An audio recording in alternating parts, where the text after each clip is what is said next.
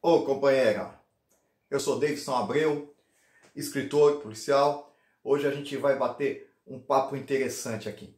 Vamos falar sobre um livro e fazer uma breve resenha desse livrinho aqui, ó. Olha que beleza. Manifesto do Partido Comunista, de Marx e Engels. Você precisa ler esse livro. Todos que querem falar sobre o assunto precisam dar uma lidinha nesse livro para saberem sobre o que ele fala. Antes de eu ter feito essa leitura, eu imaginei uma obra um pouco mais filosófica, um pouco mais nas entrelinhas. Mas não, é uma obra direta. Ela vai direto ao assunto. E é bem curtinha. Uma leitura até fácil, levando em conta da época que foi escrito. Essa é uma outra observação que também temos que ter. Vamos dar essa brechinha para eles entender que essa obra foi escrita durante a Revolução Industrial, uma das fases da Revolução Industrial, e o capitalismo selvagem, e que praticamente não havia direito trabalhista, era pior, muito pior, para o trabalhador da indústria, do homem da cidade, do que para o homem do campo, até antes dos grandes monopólios aí das terras. Então tem que sempre, toda obra histórica, você tem que levar em conta o momento. Isso temos que levar em conta. Mas a questão é o seguinte, a questão é que existem hoje pessoas que ainda defendem isso aqui. Aí não. Você está numa outra época, a história é outra. A história mudou. E o comunismo ele não é imutável. Ele vai se adaptando. Você vê bem a China. A China é um exemplo aí que ela precisa se valer dos grandes capitais. Ela não é um país capitalista. E capitalismo não é sistema de governo. Capitalismo é sistema econômico. Mas vamos ao que importa. Só vou citar alguns breves trechos aqui, pequenas palavras, mas são conexas com o texto inteiro. Mas só para você ter uma ideia aqui.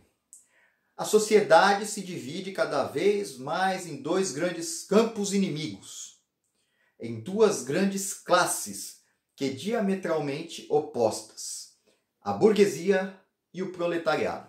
Então, para eles só existiam a burguesia e o proletariado, e são inimigos. São inimigos e ponto.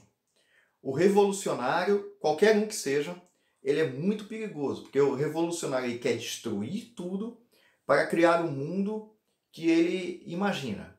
E essa destruição sempre é de forma violenta. E aqui eles falam claramente nisso. Eles não omitem essa violência que eles estão esperando com essas revoluções, o que de fato veio a ocorrer. Aqui em outro ponto ele fala, mas a burguesia não forjou somente as armas que a levarão à morte. Produziu também os homens que vão empunhar essas armas, os operários modernos, os proletários. Para você ver, eles já pregam aquela revolução mortal mesmo, não são meras palavras, não é uma metáfora, não são figuras de linguagem. E um outro ponto aqui, as leis, a moral, a religião são a seus olhos, da burguesia, tantos preconceitos burgueses, atrás dos quais se escondem outros tantos interesses burgueses. O proletário nada tem de seu a salvaguardar, tem sim para destruir toda a garantia privada, toda a segurança privada anterior. Então eles eram contra a instituição familiar, que eles diziam que era uma instituição burguesa, a educação da época, que eles diziam que era uma educação burguesa, e contra a propriedade e a religião. Eles eram contra a religião. Como são todos os países comunistas. Você vê que o país comunista ele impede qualquer outra organização que não seja do Estado. Aqui ele, em outro trecho, ele fala aqui, o momento em que explode em revolução aberta e em que o proletariado funda sua dominação com a violenta derrubada da burguesia, que era realmente o que eles planejavam, pelo que eles lutavam e conseguiram. Muitos países conseguiram isso daí. Muitas mortes, prisões, tristeza, fome. Aqui, nesse sentido, os comunistas podem resumir sua teoria nesta fórmula única: abolição da propriedade privada. Eles queriam acabar, e conseguiram, com a propriedade privada. Outros pontos interessantes aqui fala: a cultura cuja perda o burguês lamenta para a imensa maioria não passa de um adestramento para atuar como máquina. Abolição da família. Até os mais radicais ficam indignados com esse infame propósito comunista. A família só existe para a burguesia. Naquele sentido tradicional de família que eles iam. Vocês nos recriminam por querermos abolir a exploração das crianças por seus próprios pais. Esse crime nós o confessamos, mas vocês dizem: nós despedaçamos os laços mais íntimos ao substituir a educação da família pela educação ministrada pela sociedade. Pela sociedade, lê-se aí o Estado. Agora, por fim, aqui tem muito mais, né? Mas por fim, aqui fala: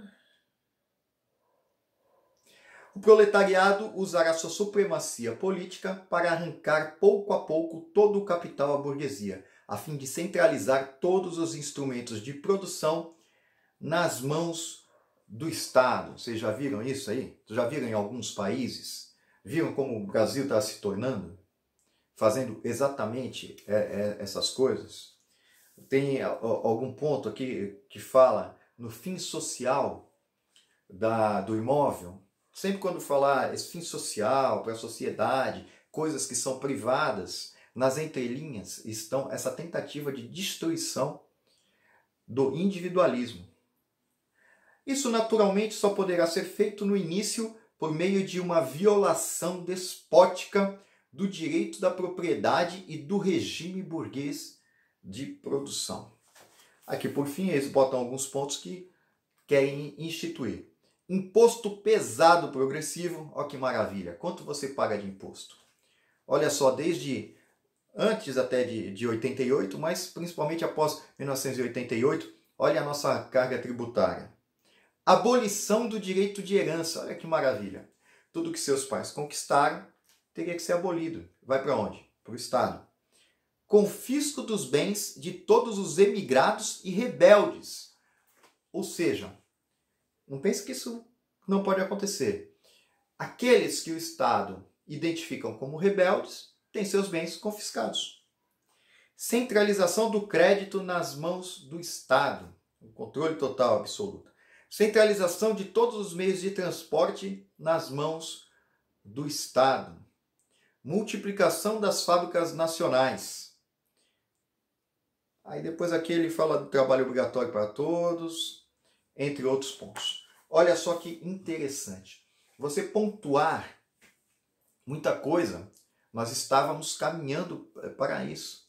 Exatamente. Aí você fala, pô, isso daí, você está falando do passado, como já falaram para mim? Isso daí não existe, não tem mais... Opa, como não existe? A gente tem um partido comunista. E a gente tem outros partidos que não têm o nome lá comunista, mas são marxistas, incluindo alguns são lenistas. Eles ainda seguem isso daí. Mais adiante, alguns evoluíram um pouco para o gramscismo. E outros aí nas teorias da escola de Frankfurt. Mas que, em geral, vai se adaptando à modernidade, pois hoje não há mais o proletário como se conhecia antigamente, e o proletário ele alcança a classe média, o trabalhador de uma empresa nos dias de hoje, ele alcança degraus maiores e uma estabilidade econômica, mas mesmo assim eles vão adquirindo outros meios, como o looping proletário, as pessoas que vivem na marginalidade. Isso daí para a conquista do poder. É muito interessante esse livro. Você tem que ler, para entender o que é e fazer suas críticas embasadas. Ou se você defende isso, se você conseguir defender isso, você defende. É difícil hoje, por isso que querem cortar o debate, por isso que o nosso poder de opinião também está em risco. Pessoal, dá uma lidinha nisso daqui, que eu te falo, de comunismo a única coisa boa, ó, é o charuto.